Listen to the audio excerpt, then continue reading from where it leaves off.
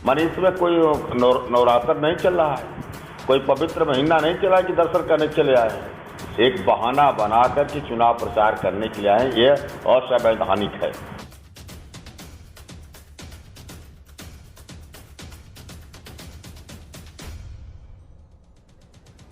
और इतने बड़े पद पर रहने के बाद इस तरह का असंवैधानिक कार्य करना यह शोभा नहीं देता है, निंदनीय है। बताना चाहते हैं ये तीनों चीजें जब हमारे बन जाएंगी तो हमारे 1000 से ज्यादा नौजवान साथियों को, किसानों को रोजगार की सुविधा हो जाएगी, कहीं बाहर जाने की जरूरत नहीं।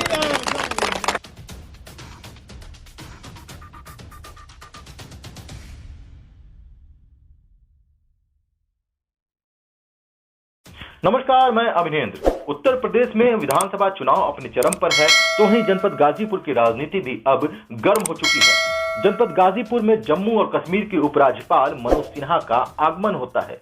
मनोज सिन्हा के आगमन से यहाँ की राजनीति गर्म हो जाती है।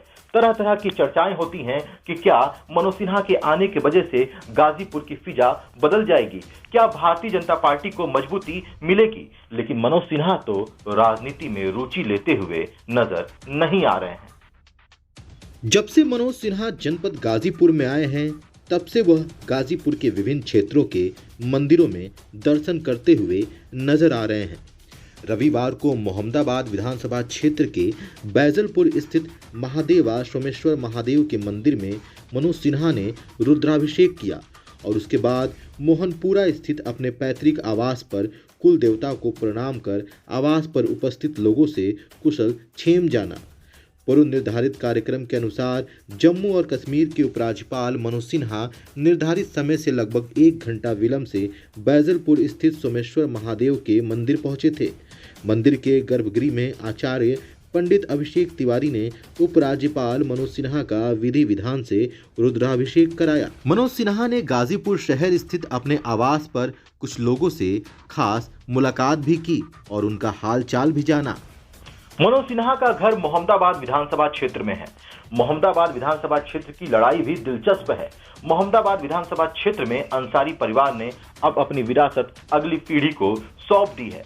वहीं भारतीय जनता पार्टी ने एक बार फिर अलका राय पर ही विश्वास जताया है।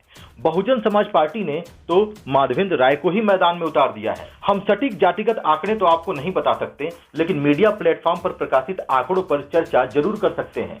मीडिया प्लेटफॉर्म पर प्रकाशित आंकड़ों के हिसाब से मोहम्मदाबाद विधानसभा क्षेत्र में भूमिहार समाज का करीब 1 लाख से ज्यादा वोट बैंक है। ऐसे में बसपा से माधवेंद्र राय का मैदान में आना कहीं भारतीय जनता पार्टी के लिए नुकसानदायक ना हो। खैर, यदि पुराने इतिहास को देखें तो मोहम्मदाबाद विधानसभा क्षेत्र में जातिगत समीकरण काम नहीं आता है।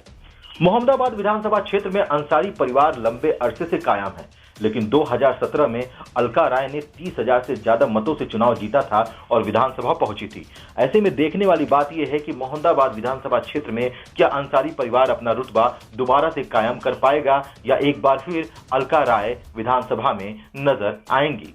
राजनीति के जानकारों का मानना है कि अंसारी परिवार ने अपनी विरासत अगली पीढ़ी को सौंपी है, इसलिए मन्नू अंसारी के रूप में जनता के पास एक युवा चेहरा है।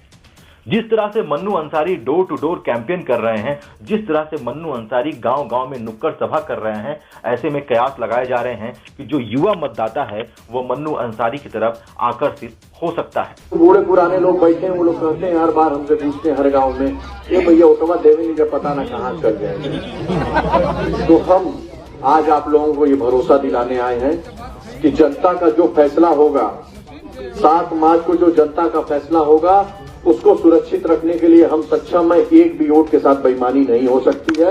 हम लोगों ने इसका उदाहरण 2019 के लोकसभा चुनाव में गाजीपुर में मोदी जी के सबसे बड़े मंत्री को आपके आशीर्वाद से 1.5 लाख वोट से हरा के दिखा दिया था।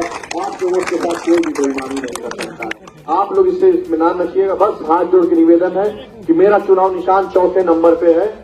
समाजवादी पार्टी के हम प्रत्याशी, मेरा नाम शुएब मन्नू अंसारी रहेगा, मेरी फोटो रहेगी, उसके आगे हमारा चुनाव निशान जो साइकिल है वो रहेगा, उसी के सामने बटन दबा के 7 मार्च से आप लोगों को निवेदन है कि 7 मार्च को बड़ी तादाद में वोट दीजिए, ऐतिहासिक वोट दीजिए।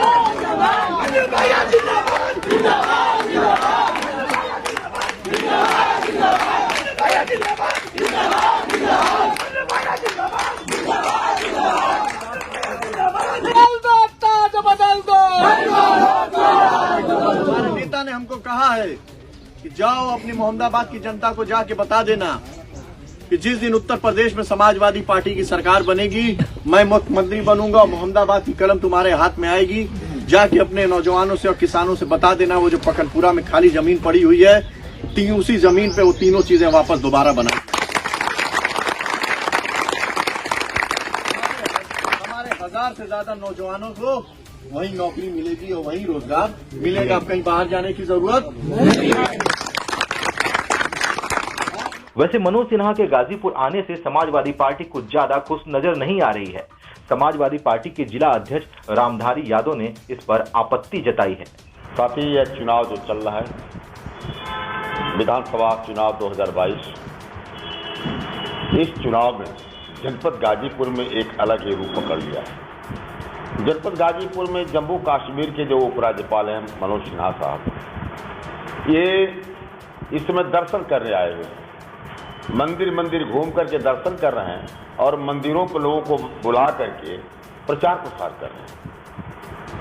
दर्शन के बहाने पार्टी का प्रचार करने, पार्टी प्रत्याशी की पैरवी और प्रचार करना इनका एक मकसद और बहाना है। मंदिर माने इसमें कोई नवरात्र नहीं चल रहा है, कोई पवित्र महीना नहीं चला कि दर्शन करने चले आए हैं।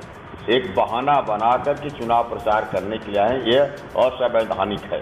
और इतने बड़े पद पर रहने के बाद इस तरह का असंवैधानिक कार्य करना यह शोभा नहीं देता है, निंदनीय है।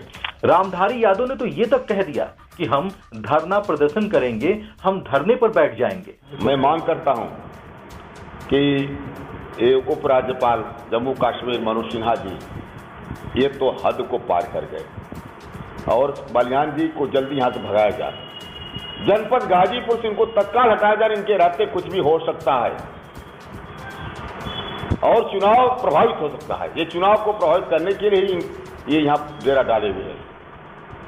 मैं चाहूंगा साथ ही आपके माध्यम से यह संदेश जाए। अभी मैं मुख्य चुनाव आयुक्त भारत निर्वाचन आयोग को मैं भेजा हूं फैक्स, और मैं उत्तर प्रदेश के भी निर्वाचन के मुख्य चुनाव अधिकारी को मैं संज्ञान में देने जा रहा हूं। और अब इनका विरोध शुरू होगा।